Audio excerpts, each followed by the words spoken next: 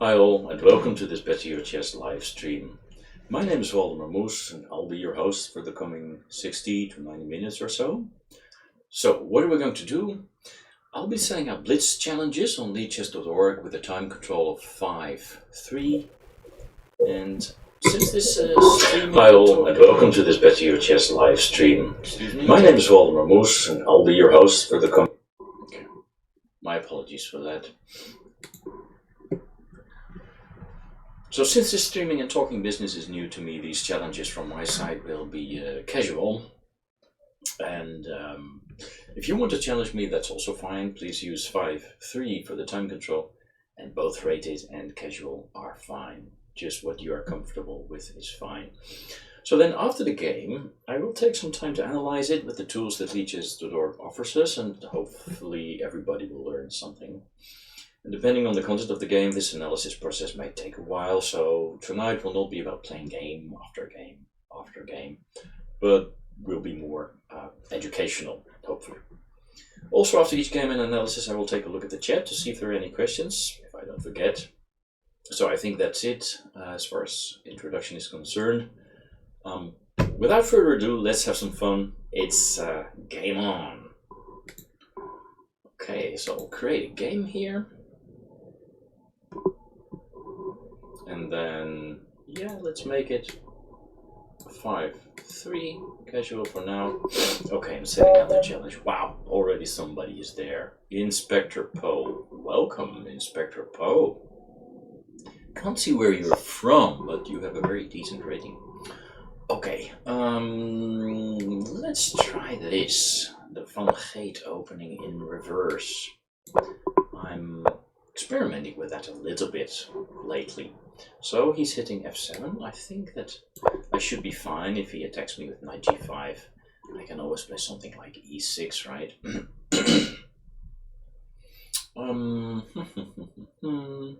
So what's a good move here? I think I just go for d6. And now we're playing some sort of a pitch, but my knight is on c6. And I'm completely out of book. I really don't know what to do in these positions. Wait a second, I can play knight... yeah, I can play bishop g4, since bishop f7 check, king f7, knight g5. It's not a problem because my bishop on g4 is protected by my knight on f6. And of course, I'm now pressuring the knight, which in turn is a defender of the... How do I get rid of these scholars, by the way? Of the d4 square. And also my bishop from g7 is indirectly targeting the d4 square. So let's see what he can do about that.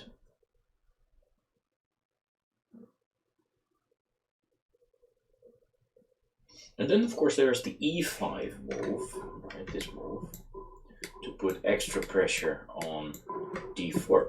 So I'm kind of liking my position here. Well, I think I should just hop in, right? He's just blocked his bishop. Probably he'll bring his bishop back now. So as not to be doubled on the... Okay, that's interesting. I think I should play like this. If he takes me here, I'll recapture with the c-pawn. Now I'm gaining a tempo against the bishop. But the bishop should, of course, return to e2. I mean, knight takes e5 is maybe a very interesting move. Knight takes e5, yeah, to get rid of the defender.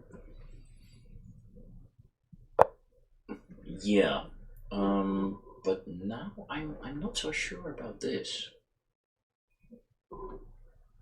Well, I can take with the knight, then he will take with the pawn, but then for the moment, c6 would be not protected. You know what?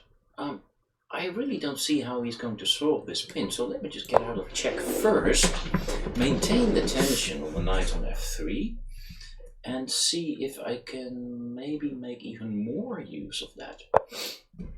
Now he forces me, now he forces me. Okay, now I think I'll just go for this because that will win me a pawn. This is check, and now I can take this guy. Yeah, just hope I'm not missing anything.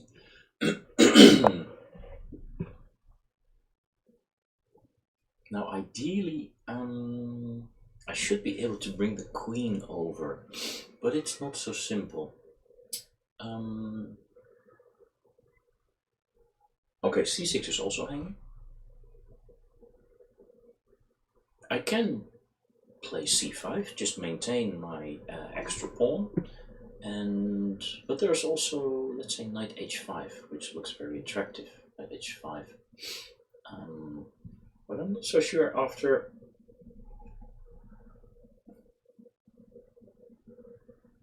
Yeah, let's play that. I like the aggressiveness of that move. Maybe now he will take on c6. I'll just sacrifice back that that pawn, and now I think I'll just hit him. But where will I hit him? On b2 or c6? I'll have to make a choice. Let me go with rook c8. Not sure if everything was played very correctly from here, of course. Okay, so there's a rook takes c3. That's already kind of nice. A bishop takes c3. There's also queen.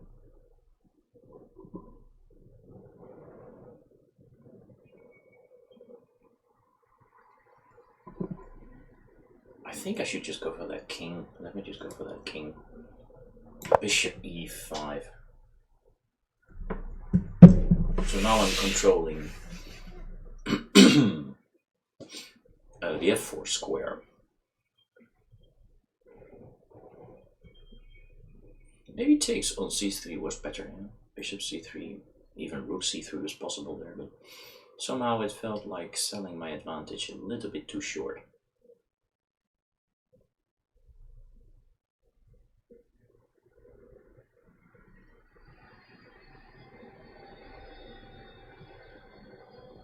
So my next move is e6, just to bring the queen over.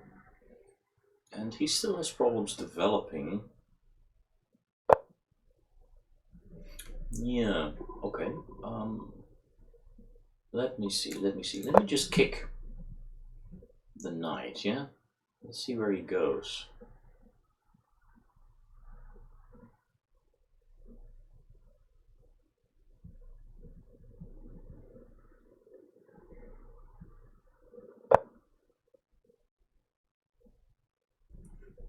Okay, now I think I should be able to bring in. Oh wait, there's maybe an immediate check.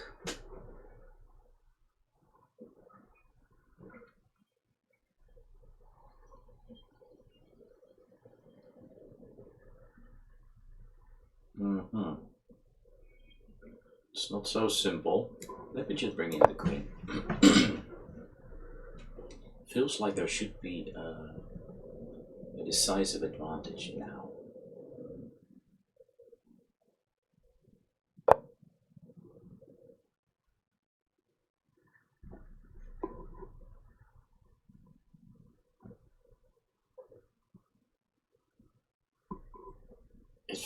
I feel like taking.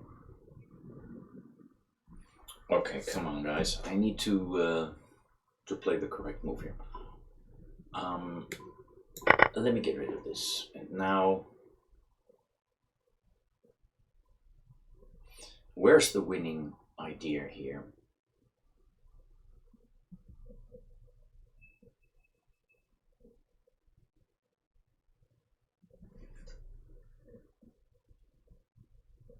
I don't really see it. It's a bit strange, huh?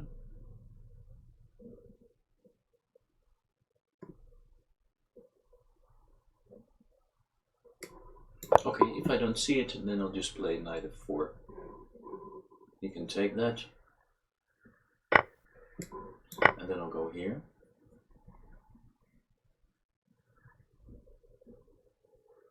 I have the feeling that knight f4 was a bit slow. Maybe I should have interposed a check on h2, either with the bishop or queen or something like that.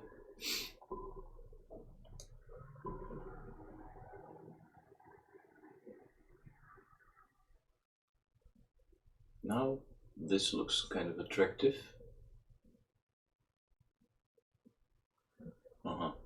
I understand what he was trying to do there.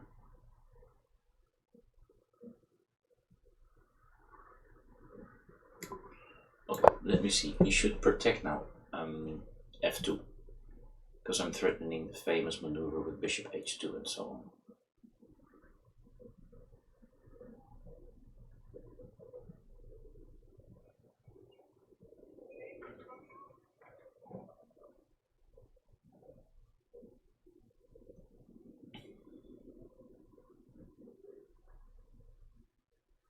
Well, I don't have the feeling that I'm playing this very convincingly. Somehow my patterns have left me, have abandoned me. My mating patterns. Maybe it will still work, but so rook e2 doesn't help, right? Okay, now I think I'm just winning because f2 is unprotected. Check.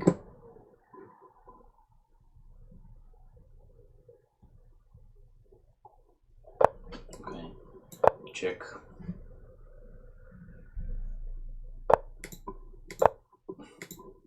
And mate. Unless he resigns, of course. Yeah, okay. So thank you very much for the game, Inspector Poe. Now let's open up the analysis board and we will request a computer analysis.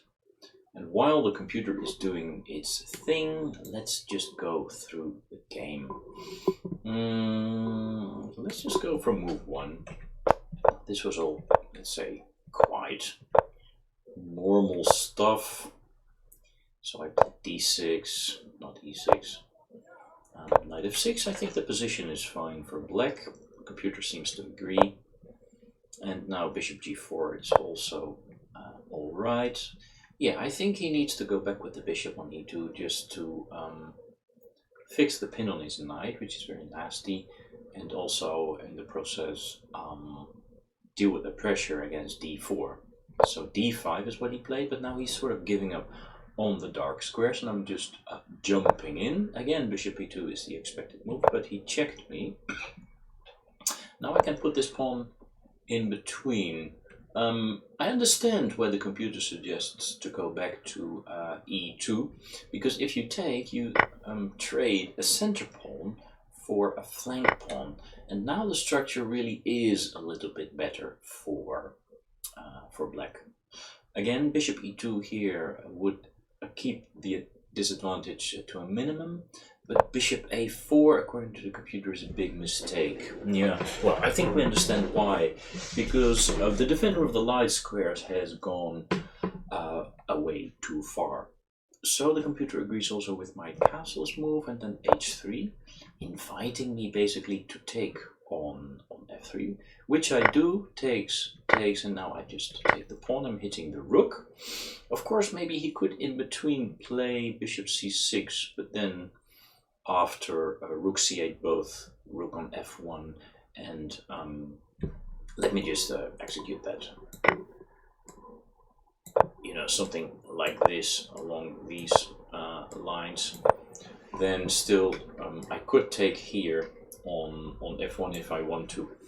Yeah, the computer also suggests this, not even to take the material on f1, but to try and keep the king boxed in, because you want to bring the king over and start some sort of a mating attack. Anyway, White decided to save the exchange, and now, yeah, he suggests to keep the pawn. It's not a bad idea, but I also liked what the computer is suggesting now, just to give up the pawn and bring all the pieces over with knight h5. So knight h5 is what I play. Yes, he gets to take the pawn, and now I was doubting rook c8 or rook b8. I mean, in a way, both moves win a tempo, because if I play rook b8, then I'm hitting b2, and he will always have to sort of defend b2 before he can move his bishop from c1. Anyway, I went with the most obvious one, just immediately winning a tempo, and the bishop went to b5, and yeah, bishop c3, of course, was a very attractive move, but somehow, as a human player, I don't want to give up my dark square bishop too early. And now he suggests, wow, e5. Wow, that's science fiction for me. e5. Well, the idea is, of course, to get a very strong clamp on the f4 square, and I guess just to play knight f4 followed by queen g5, and then hopefully it's mate on g2. But, you know, white can play some moves in between, such as bishop f1. I'm not completely convinced by this line. Of course, if the computer says it's strong, it's probably strong. But I opted for something else. I could have started with e6 also to bring out the queen immediately. But I started with aiming my bishop at his h2 square. Knight d5 was now played. Of course, now I can gain this very nice tempo of e6 against the knight. Yeah. Normally, this is a very important principle in chess. If you're being attacked, as is the case here with the white knight, then you should look for a counterattack, because for the moment the knight is still defending the f4 square. So it would be interesting for white to just try and challenge those pieces that control the f4 square by playing f3, f4. Also, it would sort of let the queen out of the box. Play could continue like this, because, as is obvious, white will not remain up a piece, because queen g5 picks up the knight. Okay, well, now this is check. Maybe he will remain up a piece. Ah, okay. Look at how beautiful this is. Loose pieces drop off. This guy here is loose, so you'll just force the king to the g file.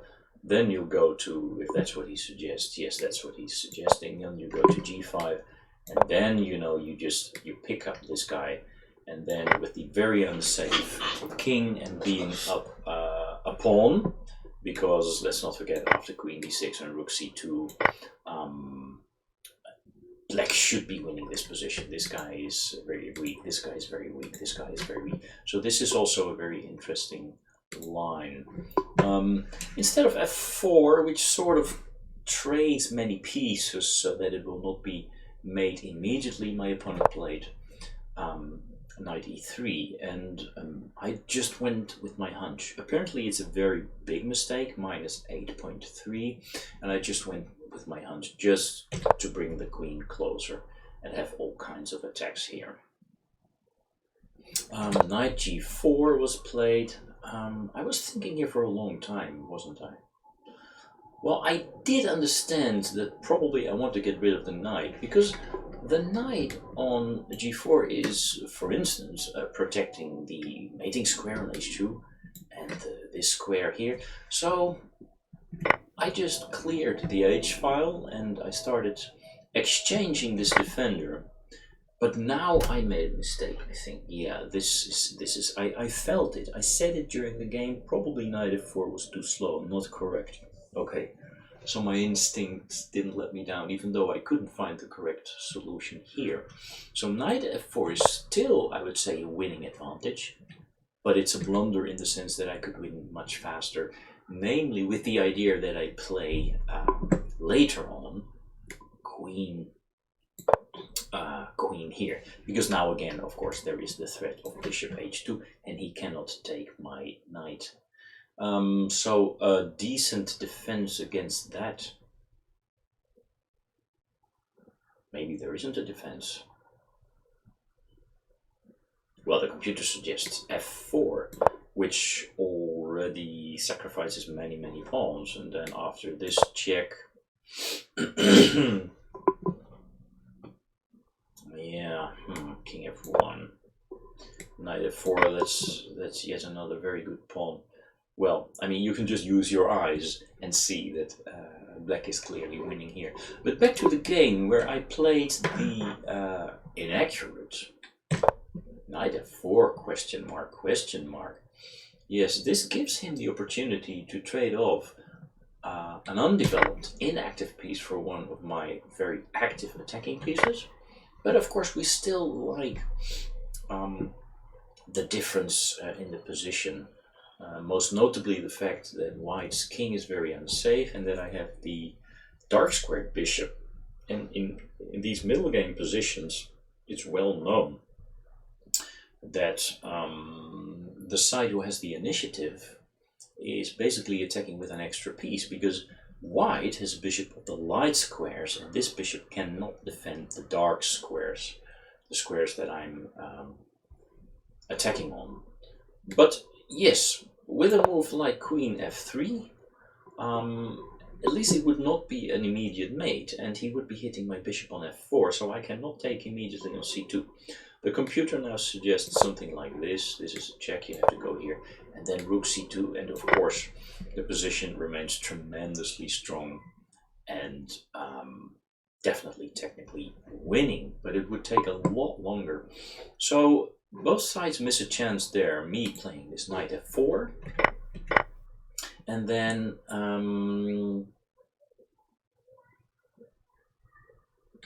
yeah, white playing bishop d3.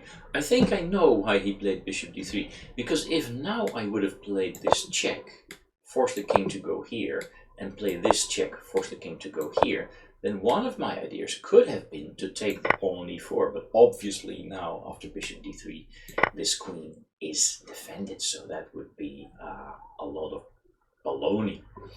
So I return now to the correct idea. It's minus 15 again, and I play this very strong queen h3. So I'm happy that I found that move, at least to set up that idea. Now you may wonder, why can I not start the mating attack immediately? Well, the idea of queen h3 is obviously to prevent white from playing king g2 in that mating pattern. So yes, that's the reason why I have to start with queen h3. And it's very difficult to see now how to protect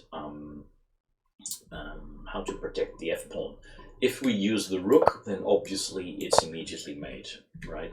If we use the rook like this, then the rook is blocking in the king, suffocating the white king, and again it's mate. And then there are the opportunities to play like this, protecting f2 but losing the queen. This is similar to rook e2. Queen e2 is queen h2 check, king f1, queen h1 checkmate. So yeah, there's nothing left really, maybe apart from queen d2, but that obviously loses the queen to bishop takes d2. So after queen h3 there's not really defense anymore. What did he play? He played a4, and then I started the checkmating sequence, and one move before the mate he resigned. Okay, very nice. So let's see if everything is still going according to plan. Maybe no. Okay, there's nobody in the chat yet, but we'll continue playing chess. So I'll create a game. Oh no, wait.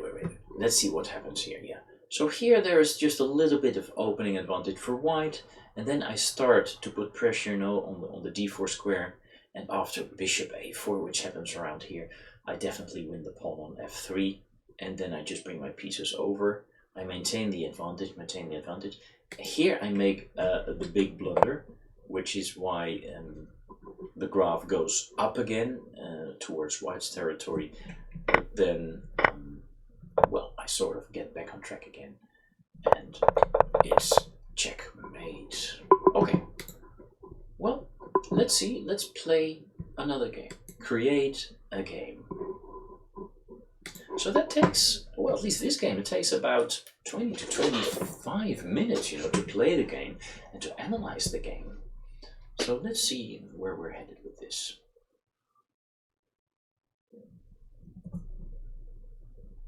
Yeah, I also hope, of course, that the sound. Oh my gosh! I just completely forgot to put the microphone under my nose. So I really hope that so far up to this point I was audible at all. Oh my gosh! You see, all this kind of stuff is new for me, and I have to find my way around.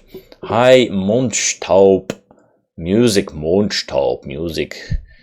So is that related in any way to the Mondschein Sonata. So here my opponent plays d4, and an all-time favorite of mine has always been the King's Indian. So let's try and play this King's Indian. Well, he's playing the fianchetto variation. Let's see where we go with this. Yeah.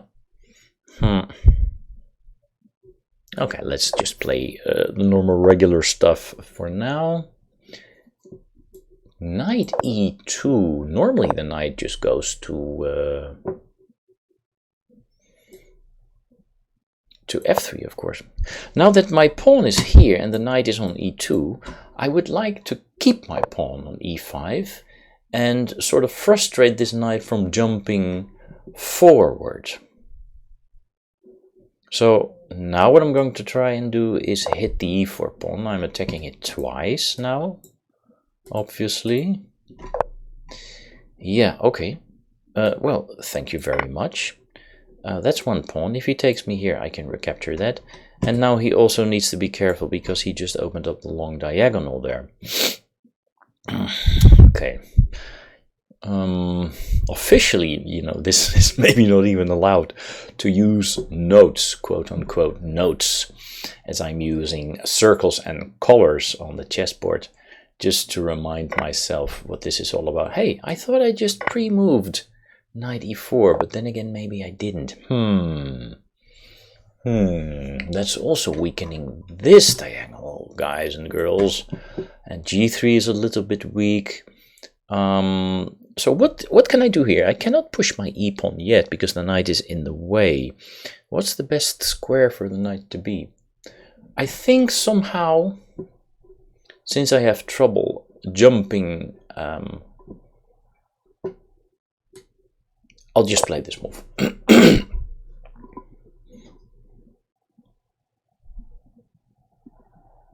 Yeah, I think that now I'm going... Well, I said I wanted... Well, I can probably still play e4 here, because if he takes that with the pawn, I recapture that with the knight. And then if he takes... Oh, okay. So if e4, pawn e4, knight e4, knight e4, bishop a1, I would be up the exchange, but he plays bishop g5. And he's hitting my bishop on a1, also my queen, and I cannot play bishop f6 back because he's controlling that square no less than 3 times, ladies and gentlemen. So I should be careful here.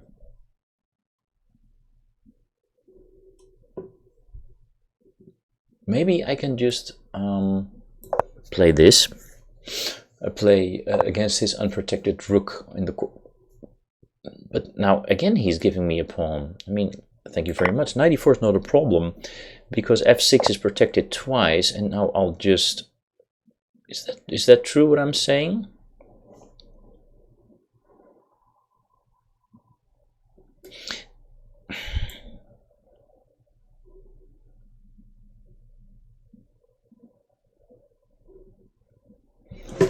Okay, I wanted to play h6 here, but he can take on f6 with check. I'll have to take that with the bishop, and then bishop h6 is strong.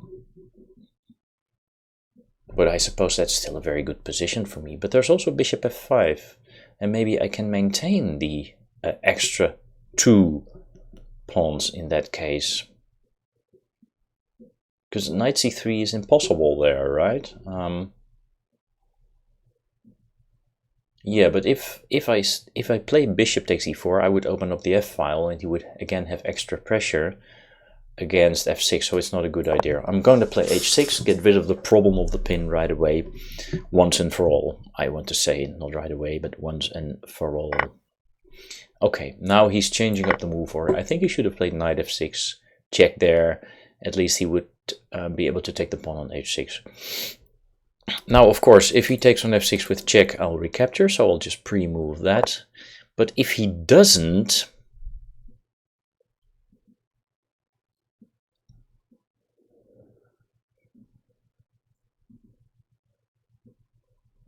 I think I'll just save my bishop and then go for f5 and see what happens there. So if I play f5... his knight has to go away, right? So it's back to 1 pawn up. And I'm down on the clock, something like 2 minutes. Maybe it has to do with this talking. But the question remains, how am I going to beat him? Is e4 a strong move here? I don't know. He can take that. I mean, the knight on c2 is protected twice. I'm opening up the f file, and I think I should first play some consolidation moves. Just develop my bishop to a decent square so that at least my heavy pieces, the queen and the rook, start communicating.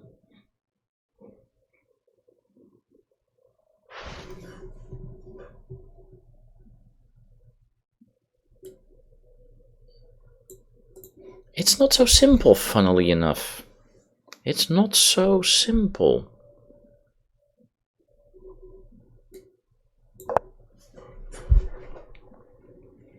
I need to speed up, because otherwise I might be in danger of just losing this game. Even though I am giving it my best shot. Ah, okay, now I see what I need to do. I almost want to say, of course, queen goes here. And then see if I can do some harm with queen e3 checks and stuff.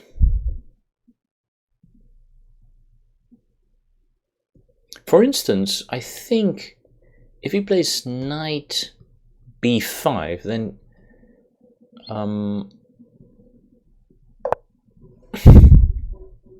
now I want to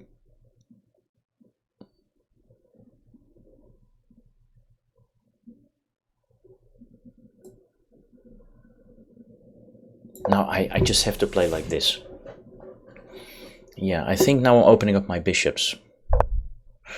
Okay, well, he won't let me.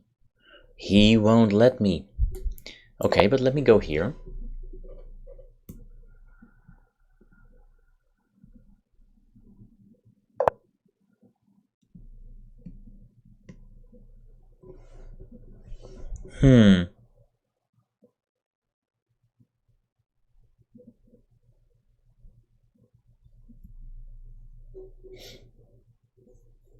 I don't want to take the knight yet. I just don't want to. I'm going to need my increment.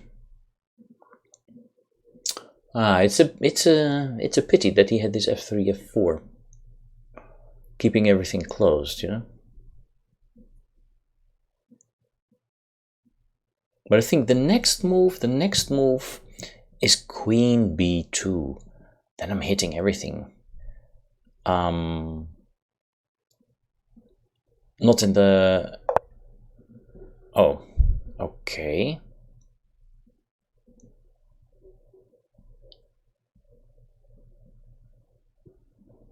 Good move, good move. My gosh, good move.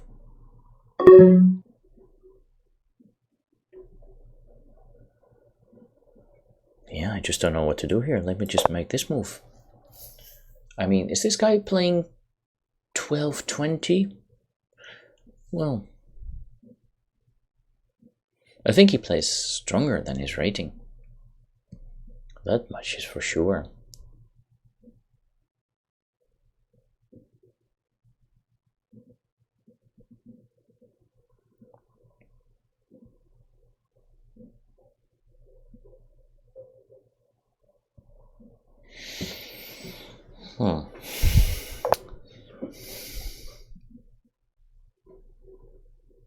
Yeah. Let me try this.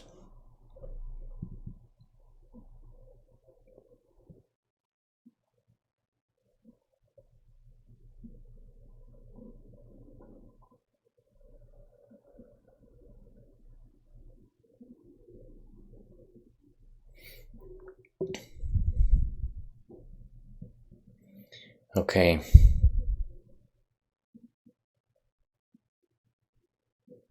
Aha! Okay, of course. I'll play this, because knight c7 is not possible. Knight c7 is not possible. No, that's not possible, because I play this.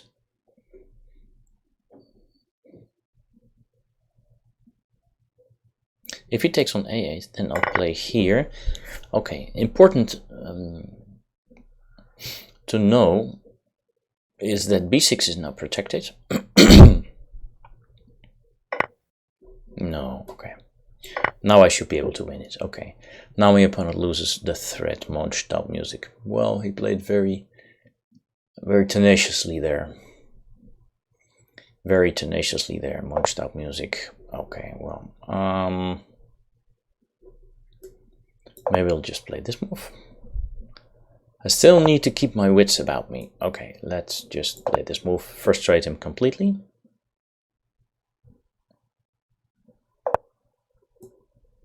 Now we'll go in. Okay, well. Is he looking for stalemates? Or what's going on here? I think... Well, let me just take that. I think he could be going for stalemates. Let me just go here. And now the idea is, of course, to...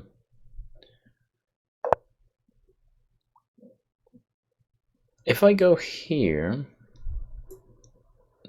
Well, I can just take this. And this.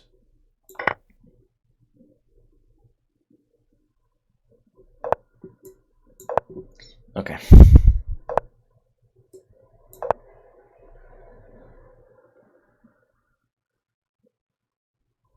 Yeah, I should be able to win this. Okay, this game phase is not too interesting. I can get a queen and he's still not stalemated.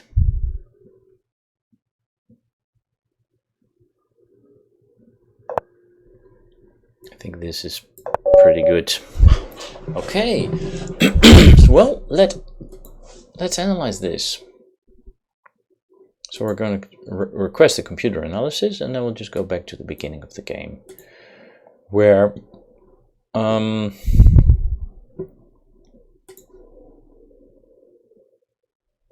okay, well, he didn't particularly like my queen, or excuse me, my knight bd7. He suggests I should play this move immediately. Okay, but then the question is,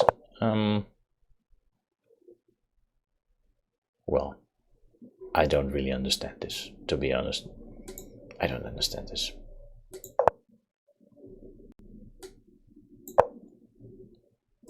He wants me to play something like this, or knight h5. Okay, well, that's a bit too fancy for me, too subtle. Knight bd7, castles.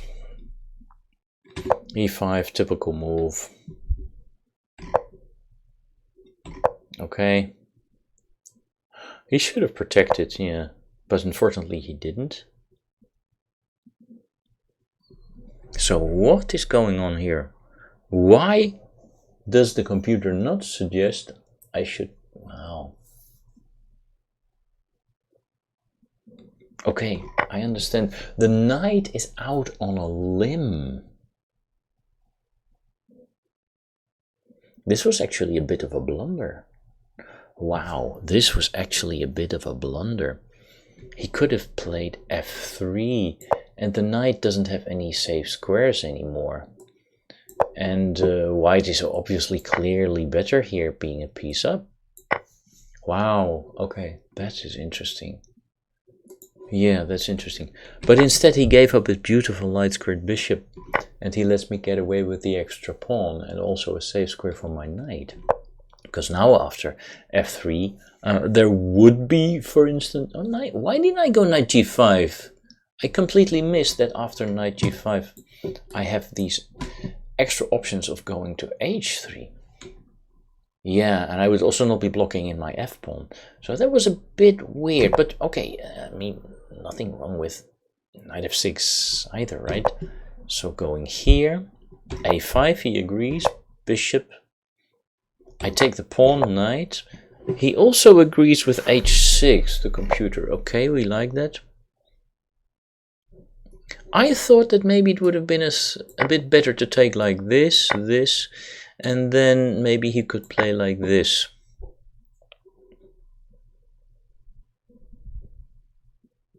The computer doesn't like it because there is this counter attack. Yes, I understand. In case of, let's say, a rook e1, well, I mean, it's an extra pawn for white in this case, yeah, but these things are very difficult to see and understand. Anyway, bishop h6 was played. I'm not really sure where this would have been better. Knight f6 once more. Takes. Bishop h3 or rook e8. Now the computer changes its mind. Yeah, that's the problem with Stockfish. You know, Stockfish 9 or 10 or 10 plus. She's very much like a capricious lady. Doesn't always know what she wants. Then she shows you an evaluation such as minus 3.9, as in this case, and then you execute one move, and then immediately it changes from minus 3.9 to sometimes a point more or a point less. And then you think, well, I mean, couldn't you foresee that just one ply before? So yeah, a bit tricky, all of this. Something like rook f2 is suggested now. Well, okay, I think the idea is that if white decides to go for the h6 pawn, it leaves this bishop active and alive along the diagonal, so a move like e4 is strong. So maybe there are more dynamic chances in this case for black than after bishop f6 as was played in the game. But of course you would expect then maybe the knight now to take the bishop, or as is suggested, to stay on e4, and at least it would still block in the bishop on f6. But as a human being, you know that the bishop in the long term will have an enormous say in the game, so you just like to get rid of such bishops. Okay, queen b3 was played. I could have played a lot more aggressively. Well, he also likes this, and I like this as well. Takes, of course, f5 is played. This is played, of course. Now I played b6. Yeah, I remember analyzing that I didn't like this too much because he takes, and now I'm supposed to play g5, you know, science fiction. This move I thought was not very good, because my rooks are still not protected, and c3 is defended. Of course, this bishop gets very active. That's true also. So maybe it is strong after all. Anyway, I played b6, just maintaining the status quo. Strengthening my grip on the dark squares, also allowing my light squared bishop to take up another post. Rook ac1. I could have played this queen g5 immediately. I played a little bit too, how to say, too schablonenhaft.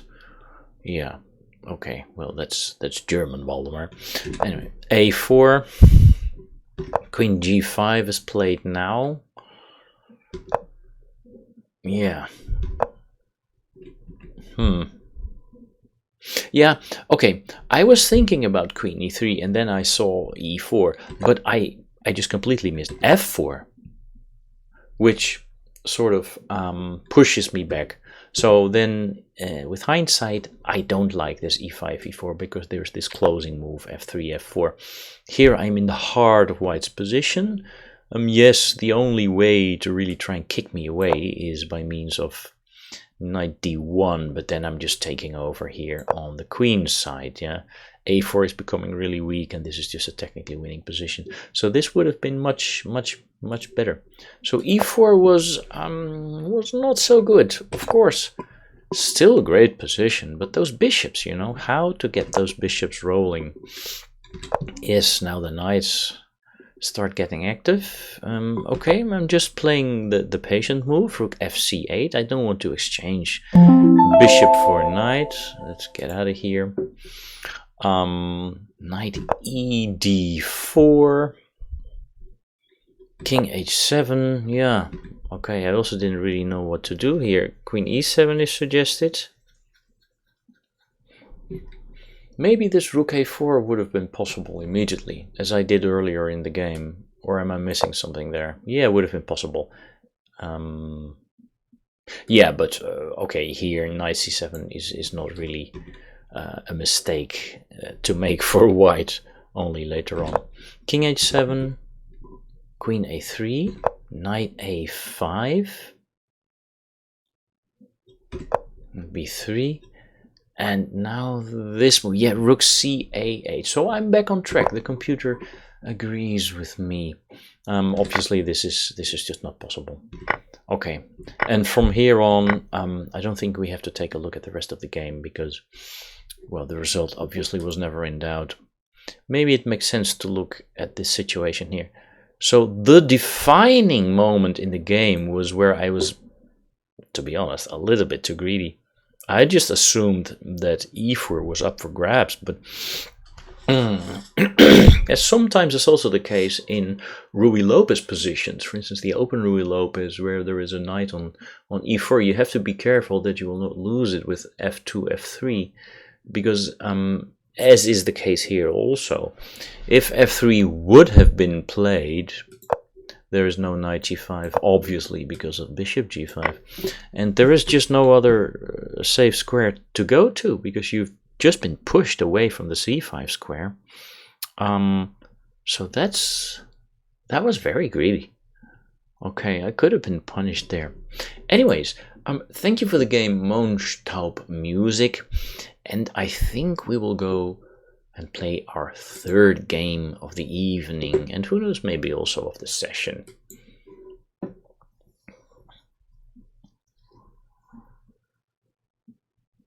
Maestro Bolillo. So, who wants to play me in a casual game?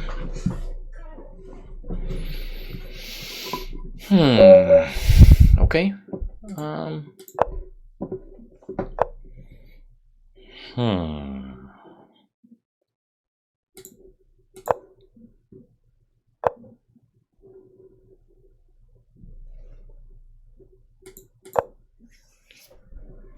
Let's try and play this London system. It's also been a bit of a favorite of mine over the past year or so. Now he wants to play maybe e5, so let's frustrate him for now. Okay, that move does not look too convincing.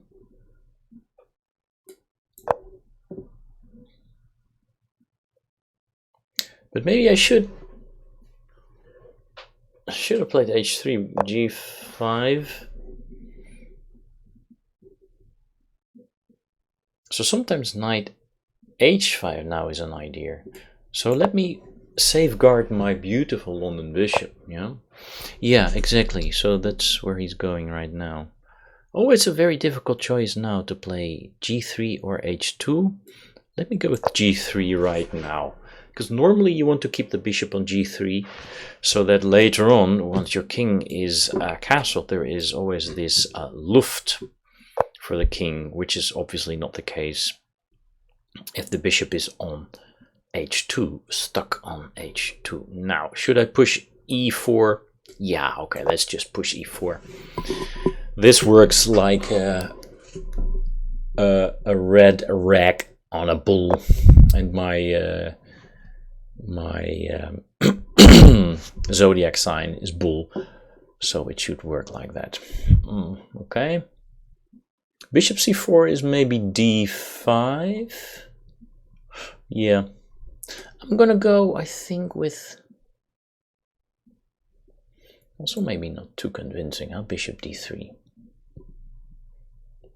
Okay, bishop d3, who cares? Let's go with bishop d3.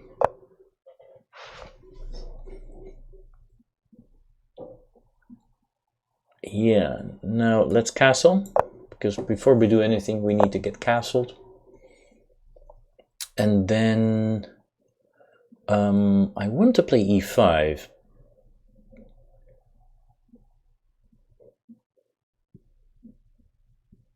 I can do it right now.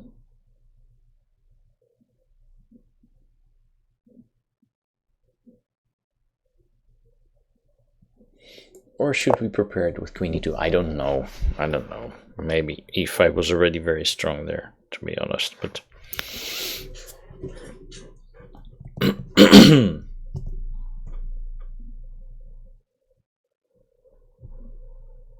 I like this move. I like this move. I'm going to play rook 81. Frustrate his queen. You know, the queen is boxed in on d8, so rook 81 is going to be useful. I'm fairly sure it is. Yeah, it's nice. So where are my targets? d6 is attacked once, but protected twice.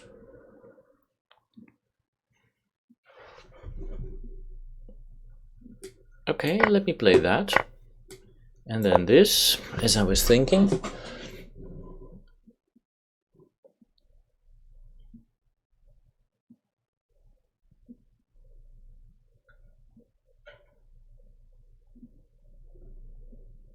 Yeah. So then there, of course, is the target on c7. Oh, wait. What's this?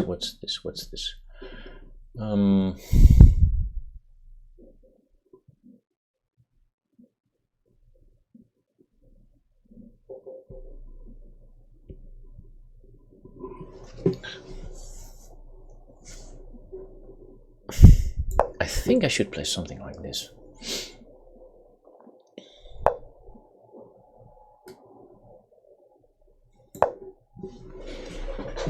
Let's try and hop in on d6. I don't know if it's such a strong idea, but it would hit the knight on c7 once there is an exchange. So it does feel very good. Because where does the knight on c7 go?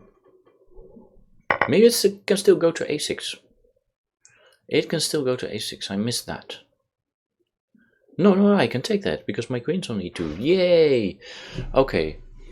So where does the knight go? It was a good idea after all. Yeah, I think I figured out correctly where my targets were. So I hit the knight on f6. It was a target to my pawn e4, e5. And then, of course, this knight on c7 is in the diagonal of the London bishop, the dark squared bishop. And, of course, d6 was a target square in and of itself, because I'm checking the king there quite nicely. Thank you. That's a good piece. If he takes that, I'll just recapture that as well.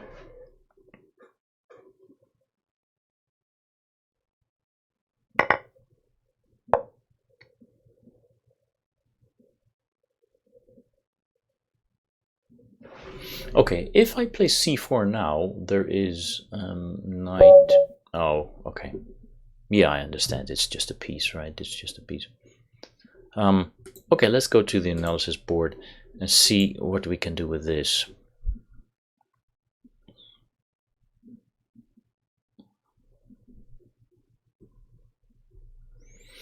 Let's go to the beginning of the game. There was a bit of a strange opening. Queen b6 is interesting, yeah. I think I would play this move, b3. There's some theory about that move. Doesn't look particularly attractive, you know, to weaken the dark squares, but since this pawn is also here and not here, there is less pressure in general on the dark squares.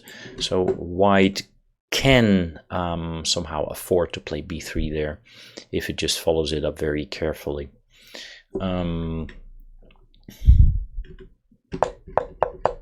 So d6 was played. Yeah, knight bd2 maybe. But the idea here was that after c3 and queen, I can also just move my queen out, maybe to b3 or to c2, to protect the b2 square. So that was the intention of c3, knight d7. So I thought, yes, he wants to play e5, so I frustrate him. Then h6. Yeah, I already thought that maybe h3 was a little bit more careful than this, because, okay, I'm not terribly convinced by this, of course, but maybe there was a way for black to play like this. Yeah, okay, it's a bit ridiculous, yeah.